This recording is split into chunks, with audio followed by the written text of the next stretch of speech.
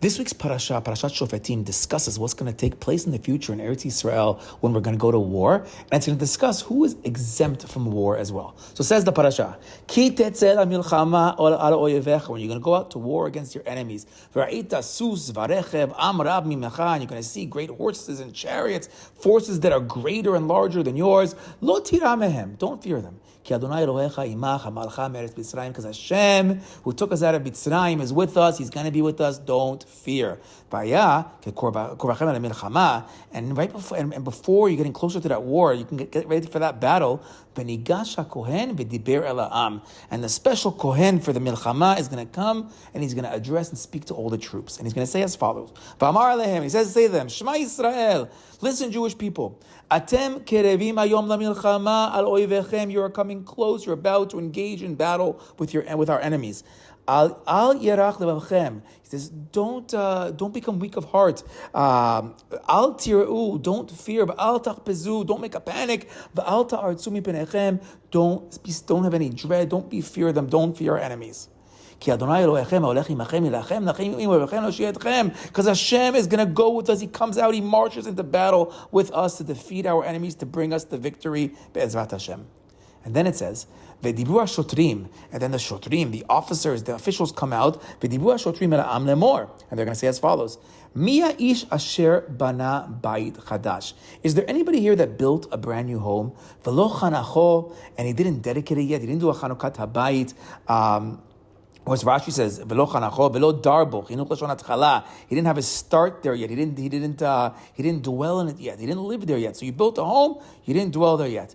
So if you didn't do yelech v'yashov lebeito, he's allowed to go home. Pen yamut b'milchama v'isha acher yachanachenu, lest he dies in battle and somebody else is going to dedicate the house. So therefore, we have our first exemption: a person who built a house. If you built a house and didn't dwell in it yet, you're allowed to go back, because if not, a person might die. The Mefarshim here are going to discuss these different examples and how you might die, but doesn't HaKadosh Baruch Hu, doesn't He decide, doesn't decide when it's a person's time to go, it's his time to go. So if he's supposed to die, he's going to die climbing a ladder at home, chas v'shalom, but what's the difference if he dies in war, doesn't die in war? So they actually learn from here that there are certain moments of sakana, places of sakana, such as going to war, where a person actually might die earlier than the allotted time, because that's what happens when you go into a place of sakana. So we have interesting halachot that come out and interesting hashkafot that come out, that you can die earlier than planned, but that's also part of the plan, and how that actually works out with the bigger picture. Hashem runs everything. Okay, ayin sham, deep philosophy. But before, let's get back to our idea. What's the fear over here? So what's he scared that somebody else might come and dedicate his house? And this is going to cause a grief of mind. Many of the commentators learn that you have yourself, oh my God, I just built my house, I never lived there. That's always going to be on your mind. You're not going to be as focused on the fight and on the war, and that makes you more vulnerable, and that's why the person's going to die. Okay, so approach number one is that he built a house, he hasn't lived there yet. Actually, the beautiful in Rav Yonatan ben Uziel, he's going to learn in the three examples we're going to see that he started to do a mitzvah, but he didn't complete the mitzvah just yet. So says Rav Yonatan ben Uziel, what's the issue when it comes to the house? Man gava dibana beita chata velo kava mezuzata. He didn't put a mezuzah on the doorpost yet, and that's why he didn't complete it. He didn't do the mitzvah of putting up a mezuzah. Okay. Says the Torah, says Hashem, the next example. If the shoter comes along and he says, Umiya ish asher nata kerem. And who's the person who planted a vineyard? Velo chilelo. And he didn't harvest it yet. Yelech v'yashov lebeito, pen yamut mechamai v'shechai yachalelenu. Let him go home right now, lest he die in battle. Another person will harvest it. Okay, so what's this case? Velo chalelo. Lo peda'o b'sharat revi'it. We know the first 3 years, orla, you can't touch the food, but the fourth year, you can bring it you bring it to Yerushalayim. Shafrat te'unin la'achlam b'Yerushalayim, o l'chalam b'damim, v'l'chol adamim b'Yerushalayim, says Rashi, that on the fourth year, you either bring the fruit up and eat the fruit in Yerushalayim, or you sell it and take the money and use that money to buy food in Yerushalayim. But he wasn't able to reach year number 4, where he can actually use and enjoy and get hana'ah from his vineyard. Actually, the Ramban says it in a more romantic way. It says the Ramban, V'tam velo chilelo. What is this language of chilelo? Shelo ba shana revi'it. It's not the fourth year yet, like we saw in Rashi. K'aminhag b'kerem b'vot huata shechulu sham v'yelchu ba b'chalalim. He says, when the time comes and it's time you can eat it, meaning it's year number 4, and now you can partake finally of your fruit. You go down there, you make a machol, you make a chilulim, this language of make a circle, you start dancing, and you go with the halilim, you go with the flutes, and you're going to dance and you're going to sing. V'tzivah katuv sheyo kol peyo kodesh hilulim, as the pasuk says that our fruit should be kodesh hilulim. They should be holy for giving praise to Hashem. Meaning we're going to praise Hashem with our dancing and our singing and our playing our music. Shi'alalu et Hashem hanichbad b'simcha ahi. We're going to give praise to HaKadosh Baruch Hu for the beautiful fruit. V'itached she'eh perush v'lo chilelo v'lo asau chulin. Then he gives another interpretation. V'lo chilelo means he didn't make it chol. He didn't make it mundane, meaning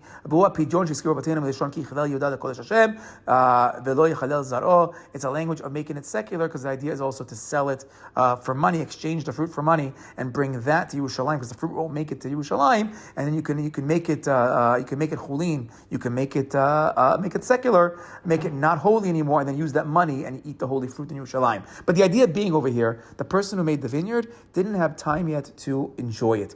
Interesting, the Targum Yonatan over here says he didn't do the mitzvah of bringing it up to the Kohen, which the Mefarshim ask on the Yonatan and Uziel. We don't hold, you have to give it to a Kohen. We hold that we can eat it ourselves up there when we go up there. Ayin on the Targum Yonatan. Okay. And then it says, Umiya ish asher eras isha. Case number 3, a person who did erusin. He did betrothal to an isha, velo lakecha, and he didn't do nesuin yet. He didn't fulfill the final part of mitzvah of nesuin. Yelech v'yashov leveito pen yamut milchama v'isha acher yikachen. Let him go home right now, lest he die in the war, and somebody else will take his wife. So those are the 3 cases. A person who built a house, didn't live in it yet, planted a vineyard, didn't enjoy the fruit yet, and got engaged to a woman and didn't get married yet. Now, the Gemara teaches us that these people are not fully off the hook. Meaning, if a person had gone through the Nisu'in, he had already married his wife, then you have the whole first Shana. Shana Mishana is patur completely. You're totally exempt from going up to war at all. So you don't have to come, you don't have to hear the Kohen, you don't show up, you're in the first year of marriage. But if a person only got engaged, if a person built a house but didn't live in it yet, if a person planted a vineyard and didn't enjoy the fruit yet, so in this kind of case, you have to come up to war, you have to come up to hear the Kohen and the Shotrim speaking, but then they tell you to go home.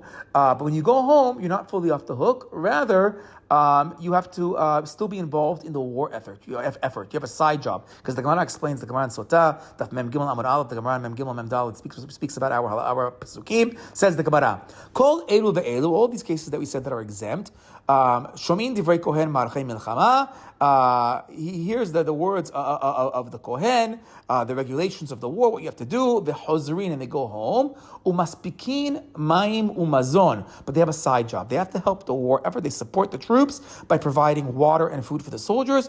Umetakrin et haderachim, and they repair the roads. So they explain that the person who was already did nisuin in his first year of marriage doesn't come out at all. But these people who are in the middle stage, they're going to come out and they're going to help with the war effort. They go home, but they still help the soldiers as needed.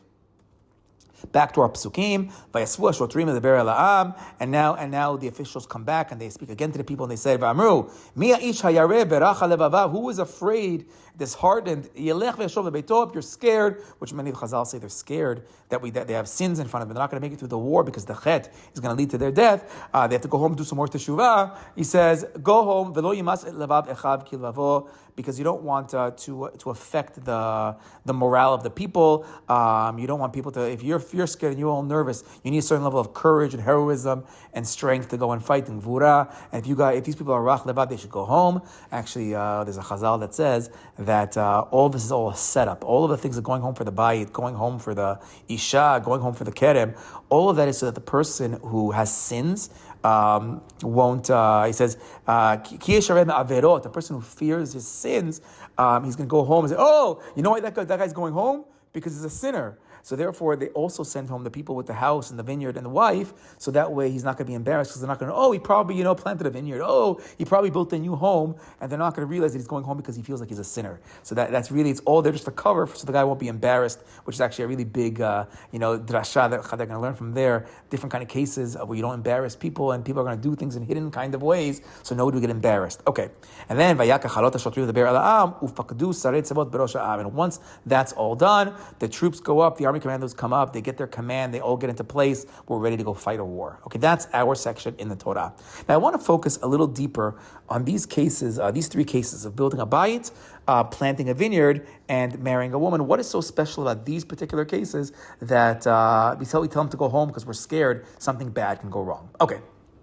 Says the Rekanati on our parasha, Da ki elu hashlosha em mezumanim lepig'ei haolam yoter manashim acharim. You should know these three cases. There's a lot of cases of being in the middle of mitzvahs, being in the middle of building things and doing things. You know why these particular three cases? Because these three cases are more likely to get hurt by other people. Umidat hadin mekatreget alehem, and the midah of din, the attribute of strict justice, is prosecuting against these three types of people.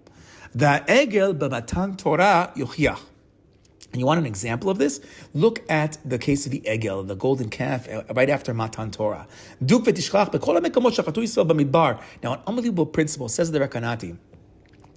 Go check out the Torah. All the places, or most of the places, where the Jewish people sinned in the desert, Rubam hayu be'et ma'alatam ha'gedulah. Majority of the cases took place when they were at a moment of great heights, of great gedulah, where at such a high spiritual level, such a high moment in Jewish history, and then right afterwards, terrible sin takes place. He gives an example. Haluchot arishonim nishtabru b'sibat ha'egel. The first luchot were destroyed because of the sin of the egel. Now, v'amru razal sheshalta behem ayin hara. And why did they die? Chazal say because ayin hara was on those first luchot. Why? Because the Jewish people were on such a high level at Matan Torah. We were so close to Hashem that now the luchot were about to come out. The luchot that was going to get rid of the malach hamavet. The luchot that was supposed to be unbelievable stuff. But then it was too out in the open. It was too great. Our level was so high. The whole world knew that Hashem was speaking to the Jewish people, and that made the midat hadin so much stronger, which ultimately leads to the sin of the ego, which leads to the breaking of the luchot. So the high level leads to some type of kitrug, some kind of prosecution from the outside, which then leads to our sin. Chas v'shalom. Another example, he says, "Vayu am kimit onanim." We have the case of the Jewish people, complainers that are going to take place. When did that happen? Achar Sedra Degalim B'Shirut HaShechina B'tocham Shneimar Shuva Adonai Rabot Alfei Yisrael. We spoke about many times by the Sha'ar Nun Psukim that speak about the greatness that Shuva Shavot Alfei Yisrael, that Hashem's holy presence is Shuva Hashem. Hashem is going to come down on the myriads of the Jewish people. We're going to have the Shechina with us. This is in Bamidbar when we speak about the Jewish people being organized. We finally have a Mishkan. The Shechina finally comes down. Everybody's organized. The Degalim, the special flags. The Shechina is there, and then Vayiha'am kimit onanim, and then the Jewish people complain, and we have the beginning of the sins. He says, Avona meraglim be'et nisatan la'aretz, the sin of the spies. When does that happen? That happens at the moment we're on such a height, we're about to enter Eretz Yisrael. Moshe Rabbeinu thought we're a couple days away. We're on this high level, we're going to enter Eretz Yisrael. Then we have the sin of the spies. Avon Peor, we have the sin of Baal Peor. When does the sin of Baal Peor happen? In the parsha Bilam keeps trying to he says we have ourselves the Bilam is trying to curse us. Every time he tries to curse us, then Hashem turns his curse into a bracha. And here Hashem is maskim. Here are the berachot. And then after the great brachot of Bilam, what happens? We sin with the Baal Peor. We sin with the Moabite women. Zehu ma'amar Razal. He says this is the explanation. The Chazal tell us Leka ketuba de lo ramu ba tigra. Says the Gemara in Shabbat Tafkuf Lamed Amud Aleph that there is no ketubah, there is no marriage, there's no celebration that's taking place at a wedding that doesn't have a little bit of fights going on in the background. For those of you that are engaged, B'ezrat Hashem. For those of you that aren't, B'ezrat Hashem, you're going to engage pretty soon. Get married soon. B'ezrat Hashem. Have the zechut shidduch in the right time. There's no marriage where there aren't fights along the side here between families, chas v'shalom. You always hear all these crazy stories by marriage. There's so much pressure, so much stress. There's so much satan. So says the Gemara, it's definitely true when it comes to marriages. Umikan tavin perush vayamot satan al Yisrael vayaset et David hanischar hagdulat David alav shalom u'ma'alato. He says with this we could also understand the great level of David HaMelech. When David HaMelech was reached Gedulah, right afterwards is Vayamot Satan al Yisrael. That's when the Satan comes. It always happens. The greater the heights, the greater the deen that's going to take place. Says the Rabbi Kanati, Besod ha'inyan b'kulan, b'prat b'inyan ha'egel, and the secret to all of this, especially in the case of the egel, ki malach ha'mavet haya atid libatel im yardu luchot, because Chazal tell us the language of the first luchot were charut. They were inscribed. They were chiseled into charut. Don't read charut ela cherut. We had freedom. We had freedom from the malach hamad. We had freedom from death. We lost the zomat hanachash. We had reached this great level of matan Torah. If only those first luchot would have come down, we would have made the full tikkun of Gan Eden, tikkun of Adam HaRishon. Everything would have been great, and the malach hamavet would have been gone. And that's why the Satan is coming right now. Amad ve'irbev simchatam ve'itata et hagerim shekibel Moshe techila. So what did the Satan do? The Satan came and he started with the gerim. He started with the converts. Shekibel Moshe techila shehem nochim litpatot. He says the eruv rav that Moshe Rabbeinu brought with them. Those are the easiest ones to trick first. They had lived the life of Avodah Zarah. They were newer converts, so he started with them because they were the easy targets. Zeu ki shichet amecha. And that's why the pasuk says that Hashem is giving to Moshe rebuke up in the Shemaim. He says, your nation, your Am is sinning. Why Amecha? We spoke about this once in the past. Amecha, it's your converts that you brought with you. I told you they're going to cause problems, these converts. Moshe, you wanted to bring them. They're now sinning because the Satan got them first. There's an egel taking place down below. Zel Mashamur Razal, this is what the rabbis tell us. Ein shalva she'en acharei puranut. There's no tranquility which doesn't have after that some kind of puranut, some kind of punishments. And then says the Rekanati, and that's why we have the minhag at a wedding to break the kos at the chuppah. At the chuppah, kedita bebrachot, as the Torah in brachot, we break the glass at the wedding. V'haven zeh zeu shamar b'tochachot isha teres v'ish acher yikachena. And this is what we're going to learn pretty soon in the Torah from the Tochachot, that an Isha is going to get engaged in the Klalot, in the curses, that Isha and another man is going to take her, that after the really high levels comes along the Satan and makes for a big balagan. Okay, says the Levush, Va'egel b'matan Torah yochiach, and the Egel, Levush is a commentary on the Rekanati, says the Levush, and the Egel is going to teach us this principle, Klomar, ki elu sheyesh lehem ma'alag ugdula al acherim. These events in Jewish history, or these particular mitzvot in our parasha, they have a higher level than other things. These are really big times of simcha and of greatness. Mitoch kach midat hadin metucha kenegdan, and therefore the midat hadin comes out to fight against it. Kenyan shemiyad achar matan Torah shalu ligdula nidgar b'satan k'dei lachtiyam, and that's exactly what happened at the Egel. That right after the Egel, the Satan comes along to make him sin. V'tiyeh midat hadin metucha kenegdam al derech yored umastin ole umekatreg. Okay. And then, says the Levush, explaining the minhag of breaking the kos. Actually, there's interesting footnotes in the fancy Rekanati about who broke the kos. Today it's the Chatan, he breaks the kos, the separate glass that they put under his foot, that he breaks it. But it seems to be that early on there was different questions. Who breaks it? Is it the Chatan that breaks it? Is it the Mesader Kedushin? Somebody else from the crowd? Which cup? Is it the cup of the Erusin? The cup of the Nisuin? Both cups? A separate cup? Interesting back and forths. But for the most part, the simple understanding is, why do we break the cup at the wedding? What does the rabbi under the chuppah always explain? To remember Yerushalayim, that we can't have full simcha if Yerushalayim is destroyed. So we break the cup to remember our simcha is not complete. But comes along the Rekanati by us over here, and he's giving a different reason. So explains the Levush, what's the reason that's coming out of this Rekanati?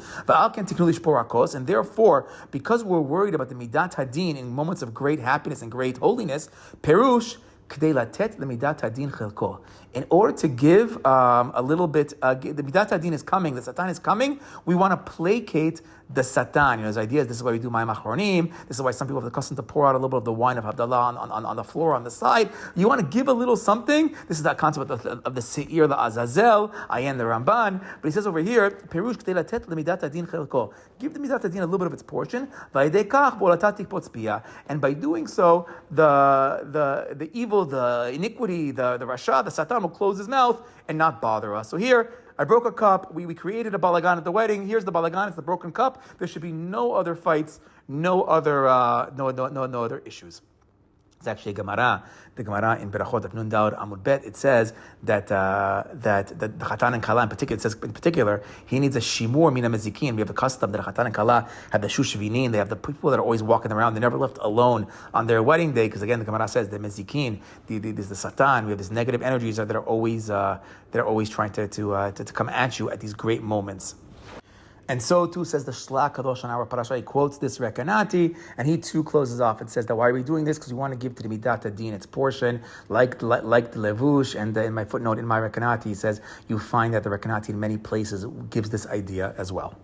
Okay, so that's a little bit of the deeper reasons behind why these three who are on this special higher level, they made a kerem, they made a vineyard, they're planting fruits in Eretz Yisrael, they built a bayit, a home, yeshuv in Eretz Yisrael, or they got engaged to a woman, they're going to build a bayit ne'eman be'Yisrael, they get to go back. B'ezrat Hashem, in part 2 of this Dvar Torah, I want to go back to the Gemara and look at a little deeper reasoning behind the order that our parasha speaks about, that a bayit, Kerem, and then a wife, and learn some deeper derech eretz as well, some deeper ways of how to connect to Hashem and the Torah.